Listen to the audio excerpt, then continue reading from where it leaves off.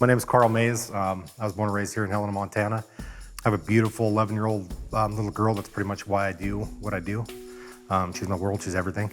I was born in a very religious family. I was actually baptized Catholic. My parents started studying with the Jehovah's Witnesses, and we studied with them for as long as I can remember. I was there probably because I had to be, and I'm sure that a lot of that stuff that they taught, we pick up on, and we assume that those are our beliefs, but I just didn't really feel like that was where I belonged. Then things kind of changed rapidly as I got older. I just kind of shied away from all that, and I kind of believe I went on my own journey. One of the biggest turning points for me with my daughters, I got in trouble for some stuff I didn't do, and I actually got sent to jail over it. And while I was there, I got served for some papers, and it was custody papers for my daughter. I don't know if I've ever recovered, fully from that day. And it's one of the hardest things for me to talk about. That's probably when I stopped completely believing. I just felt like if something like that can happen to something that I cared so much about, that nobody's really watching over me. Between that and my dad struggled with an addiction problem that was really bad, and I asked for some help, and I feel like he was excommunicated more than he was helped. So between that and this, it just kind of was, I was like, I don't need that shit.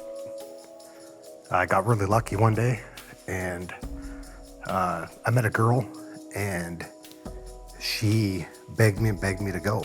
She begged me to go to church, begged me to go to church. I was like, nah, I'm not doing it. I don't need it. And I really felt like I didn't need it because of a lot of the stuff I've accomplished. I felt like I was on top of the world. And then, boom, I got shut down. And I think the reasoning behind that, it was, I wouldn't say so much teach me a lesson, but to realize that you do have to have somebody, there is a God.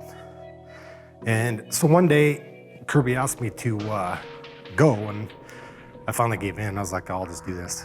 Adam was doing a talk about control, and it was a game changer. It hit me so hard that I broke down.